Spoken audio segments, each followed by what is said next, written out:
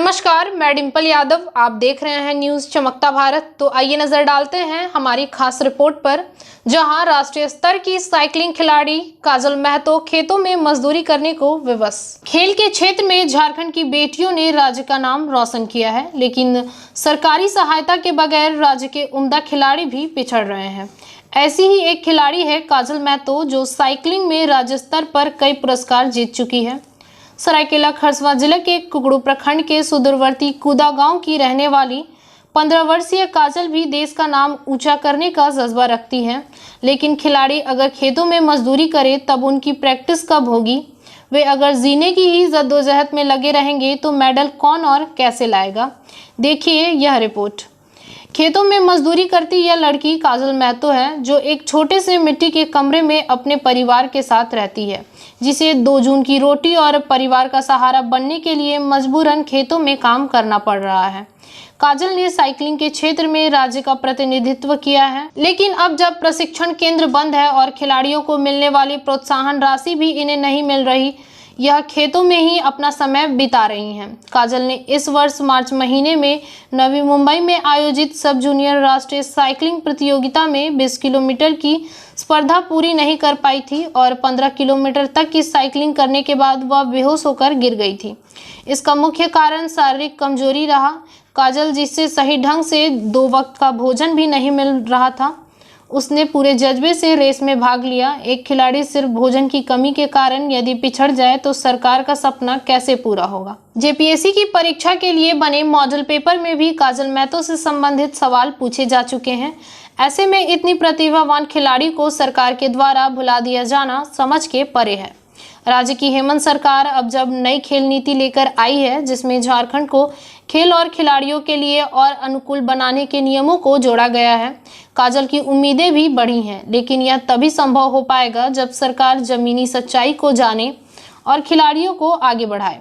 काजल की मां बसंती देवी का कहना है कि उनकी बच्ची को अगर मौका और सुविधाएं दी जाए तो वह प्रशिक्षण पर पूरी तरह ध्यान देकर खेल में अपना नाम और रोशन करेगी, लेकिन गरीबी के कारण वो भी काजल को बहुत सहयोग नहीं कर पाती।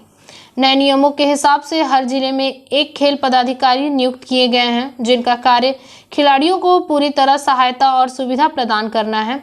जब हमने जिले के खेल पदाधिकारी से काजल के मुद्दे पर बात करनी चाहिए तो उन्होंने इसे साधारण कहकर कोई मुनासिब जवाब नहीं दिया, जबकि कोच ने भी काजल को सहयोग करने की अपील की। बावजूद उन्होंने यह कहकर बात को टाल दिया कि ऐसे खिलाड़ी और भी हैं।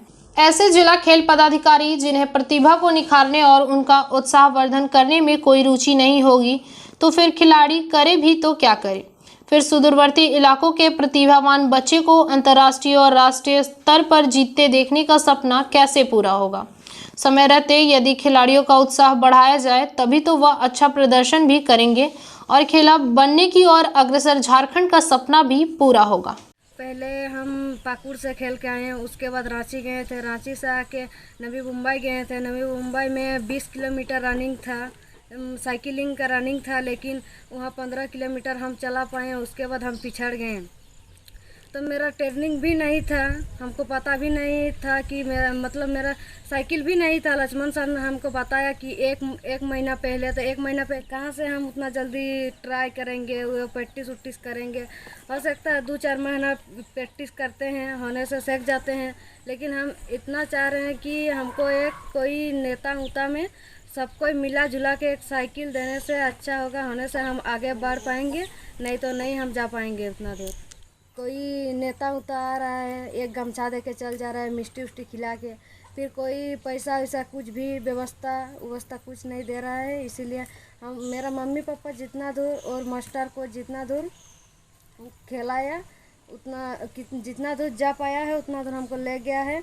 लेकिन अभी मम्मी पापा लोग बोल रहे हैं उतना दूर हम नहीं खेला पाएंगे, खेला छोड़ दो। अगर कोई शहर की तमाम खबरों के साथ जुड़े रहने के लिए देखते रहिए न्यूज चमकता भारत। नमस्कार।